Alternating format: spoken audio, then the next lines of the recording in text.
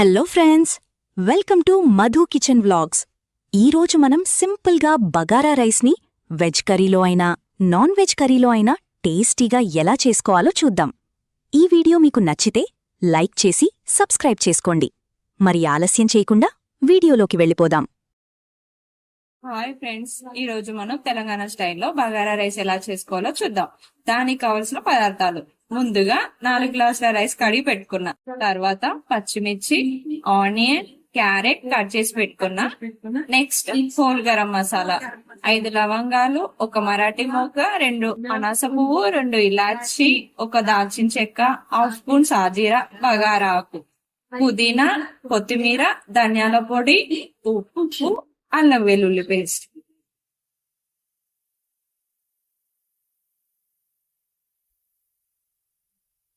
ఇప్పుడు మనం ఎలా రెడీ చేసుకోవాలో చూద్దాం. స్టవ్ మీద గిన్నె పెట్టుకొని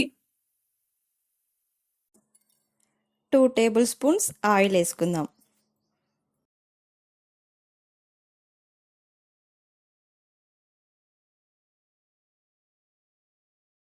గరం మసాలా ఉన్నాయి కదా, అవి వేసేస్తున్నాం. నెక్స్ట్ బగారా వేసుకుందాం.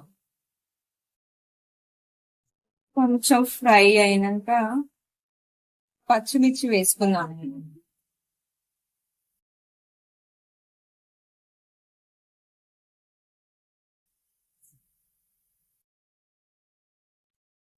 ఒకసారి కలుపుకొని ఆనియన్ వేసుకుందాం.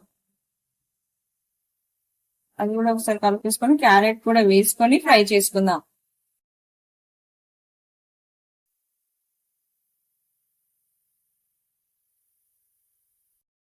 మంచిగా ఫ్రై చేసుకొని అందులోనే కొంచెం పుదీనా, అలాగే కొంచెం కొత్తిమీర 2 వేసుకొని మంచిగా ఫ్రై చేసుకుందాం.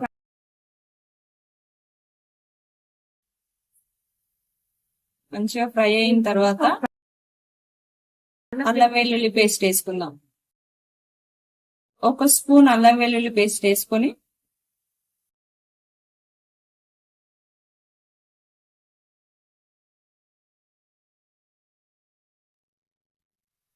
అల్లం వెల్లుల్లి పేస్ట్ పచ్చి వాసన పోయేంత వరకు ఫ్రై చేసుకోవాలి. తర్వాత 1 స్పూన్ ధనియాల పొడి వేసుకోవాలి. ధనియాల పొడి వేసుకొని అది కూడా కొంచెం మంచిగా ఫ్రై చేసుకొని మంచిగా కలుపుకొని ఆయిల్లో మంచి స్మెల్ వస్తుంటది ఫ్రై అవుతుంటే. ఆ తర్వాత మనం రైస్ తీసుకున్నాం కదా, 4 గ్లాసెస్ రైస్ తీసుకున్నాం కదా, గ్లాస్కి గ్లాస్న్నర వాటర్ తీసుకొని అందులో పోసుకోవాలి. నేను 4 గ్లాసెస్ తీసుకున్నా కదా, నేను 6 గ్లాసెస్ వాటర్ ఆల్రెడీ తీసి పెట్టుకున్నా, అది పోసుకుంటున్నా.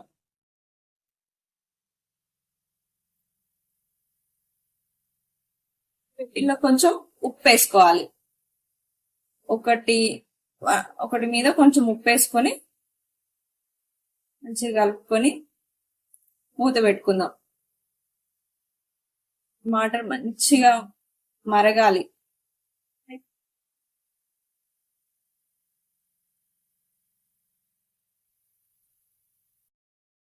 ఒకసారి మూత తీసి చూసుకుందాం మరుగుతున్నాయా అని.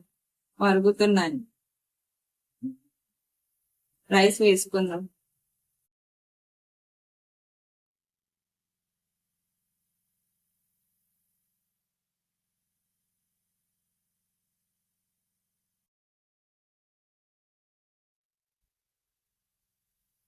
ఒకసారి కలిపేసుకొని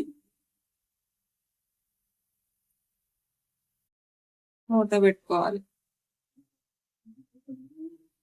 ఒక 2 మినిట్స్ హై ఫ్లేమ్ లో పెట్టుకొని తర్వాత మీడియం ఫ్లేమ్ లో పెట్టుకుందాం. 2 మినిట్స్ అయింది, మూత తీసి చూసుకుందాం. రైస్ ఉడుకుతుంది కదా, ఒకసారి కలుపుకొని ఒక 2 మినిట్స్ మీడియం ఫ్లేమ్ లో పెట్టుకొని తర్వాత సిమ్ చేసేద్దాం. దమ్ ఇచ్చేస్తే వేడి వేడి బగారన్నం రెడీ అవుతుంది. ఒకసారి కలుపుకొని మూత పెట్టేసుకుందాం. ఇప్పుడు ఒకసారి తీసి చూద్దాం. వావ్, వేడి వేడి బగారన్నం రెడీ.